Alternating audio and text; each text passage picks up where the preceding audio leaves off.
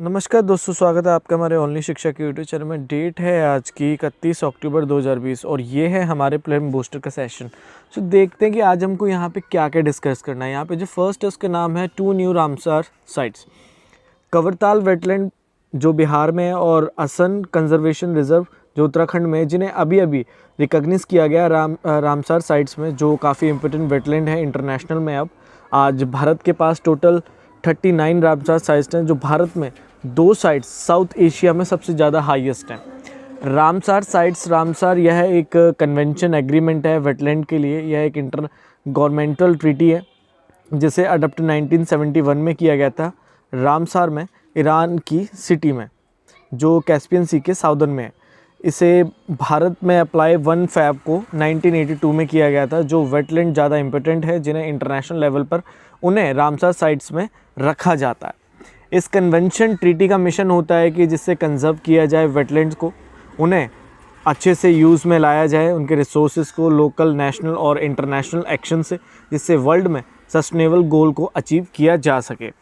इसमें matric records को भी रामसार साइट की लिस्ट में रखा जाता है, मेंटेन किया जाता है। मैट्रिक्स रिकॉर्ड भी यह एक रजिस्टर्ड होती है उन वेटलैंड साइट्स का जिन्हें इंटरनेशनल लेवल पर वेटलैंड्स को रखा जाता है, जिनमें इकोलॉजिकल चेंजेस होते हैं, पहले किए जाते हैं टेक्नोलॉजी के थ्रू, पॉल्यूशंस के थ्रू, इसमें बहुत सारे चैलेंजेस अकर हो जाते हैं। उनको मैट्रिक्स रिकॉर्ड्स में रखा जाता है रामसार साइट्स की लिस्ट में एक में। नेक्स्ट है बेका। यूएसए और इंडिया द्वारा बेका बेसिक एक्सचेंज और कोऑपरेशन एग्रीमेंट को लाया गया दोनों देशों के बीच में, जबकि पहले ही दोनों देशों के बीच में LEMOA logistic exchange memorandum of agreement और कॉमसाका को लाया गया था।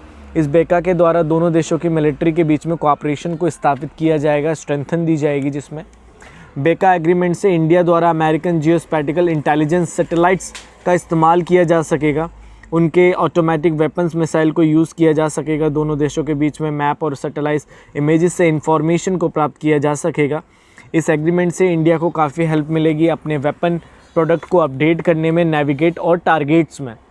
इस बेका के द्वारा इंडियन एयरफोर्स और यूएसए के एयरफोर्स के बीच में कोऑपरेशन को स्थापित किया जा सकता है, और बेका के द्वारा इंडिया अब उस जीपीएस नेविगेट सिस्टम को अपडेट कर सकती है अपने मिसाइल्स में, जिससे टारगेट को कम्प्लीटली रियल टाइम पर आइडेंटिफाई करके नष्ट किया जा सकता है। यूएसए के जियोस्पैटिकल इंटेलिजेंस से इंडिया में आने वाले नेचुरल डिजास्टर को भी रोका जा सकेगा। नेक्स्ट है हमारा world day for audio visual heritage 27 October. World day for audio visual heritage को हर साल ग्लोबली में 27 अक्टूबर को सेलिब्रेटेड किया जाता है। इस डे को UNESCO, United nation educational scientific culture और ऑर्गेनाइजेशन द्वारा बनाया गया था 2005 में। इस डे पर अवेयरनेस को रेज किया जाता है इन ऑडियो विजुअल सिनेमास की साउंड विजुअल को, जिनसे उन पास्ट के इंसिडेंट्स वर्ल्ड के डेज़ को दर्शाया जाता है। इस इवेंट्स को हर एक कंट्री में हेल्ड किया जाता है, जिन्हें organise national, regional sound film broadcaster, librarians द्वारा किया जाता है। इस डे को उन हेरिटेजेस को शो किया जाता है जो काफ़ी इंपॉर्टेंट है। इस डे पर कल्चरल स्टेटस को भी शो किया जाता है। नेक्स्ट है नेशनल यूनिटी डे, राष्ट्रीय एकता दिवस 31 अक्टूबर। इस डे को सेलिब्रेटेड हर साल भारत में 31 अक्टूबर को किया जाता है। इस डे को इंट्रोड्यूस किया गया था गवर्नमेंट ऑफ इंडिया द्वारा। इस डे को सेलिब्रेटेड सरदार वल्लभ भाई पटेल की बर्थ एनिवर्सरी के रूप में इस डे को मनाया जाता है। इस डे का ऑब्जेक्टिव होता है कि पूरी कंट्री भारत एक है, इसमें एकता होने से भारत पर आए सिक्योरिटी यूनिटी थ्रेट को ख़त्म किया जा सकता है। इस डे को फर्स्ट टाइम भारत में 2014 से सेलिब्रेटेड स्टार्ट किया गया था। नेक्स्ट है Indian army launches indigenous mobile application SAI। India army द्वारा अभी एक सिक्योर मैसेजिंग के लिए एक mobile application, secure application for the internet को लॉन्च किया गया है। यह एप्लीकेशन इंडिया आर्मी के लिए बनाया गया है। यह एप्लीकेशन व्हाट्सएप ऐप की तरह कार्य करता है। इस एप्लीकेशन को इसलिए बनाया गया है जिससे इंडियन आर्मी के इन्फॉर्मेशन कोई भी लीक ना हो, जिस पर कोई साइबर थ्रेट ना आए और जिससे उनके टारगेटेड प्लान्स को कोई पहचान ना पाए। नेक्स्ट है ISRO to launch EOS-01। India space research organisation द्वारा 7 नवंबर को 10 सैटेलाइट्स को लॉन्च किया जाएगा पोलर सैटेलाइट लॉन्च व्हीकल के द्वारा, जिसमें अर्थ ऑब्जर्वेशन सैटेलाइट EOS-01 को और 9 इंटरनेशनल कस्टमर स्पेसक्राफ्ट को लॉन्च किया जाएगा आंध्र प्रदेश श्रीहरिकोटा से। EOS-01 सैटेलाइट द्वारा भारत के एग्रीकल्चर, फॉरेस्ट्री, डिज़ास्टर मैनेजमेंट के लिए सपोर्ट दिया जाएगा। नेक्स्ट है direct port entry facility. Union ministry of state for shipping द्वारा डायरेक्ट पोर्ट एंट्री फैसिलिटी को लॉन्च किया गया है चिदम्बरम पोर्ट ट्रस्ट तमिलनाडु में। इस फैसिलिटी से ईज़ ऑफ डूइंग बिज़नेस को इंक्रीज़ किया जाएगा, जिससे एक्सपोर्टर्स को ज़्यादा बेनिफिट होगा, जिससे एफिशिएंसी आएगी और इंटरनेशनल ट्रेड में जो टाइम टैरिफ ड्यूटी लगती थी वो कम हो जाएगी इस फैसिलिटी से, जिससे इम्प्रूवमेंट होगी शिपर्स के बीच में, इंटरनेशनल ट्रेड्स में।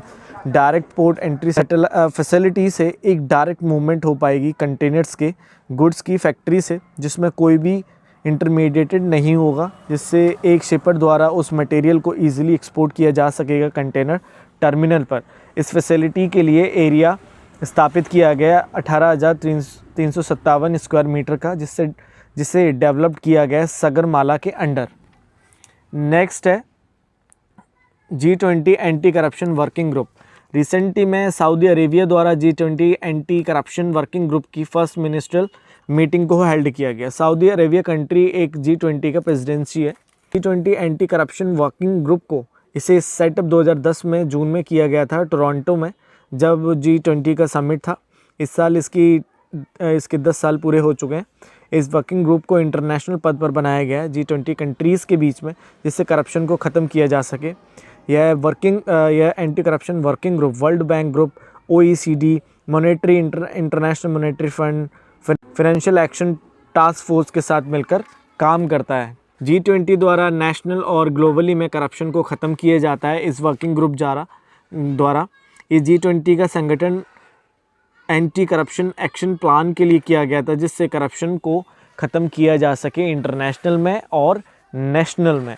तो गाइस आज का ये था हमारा prelim booster. Thank you very much and आशा करता हूँ कि आपको समझ आया होगा। अगर आपको समझ आया तो प्लीज़ वीडियो को लाइक, शेयर एंड सब्सक्राइब जरूर करें।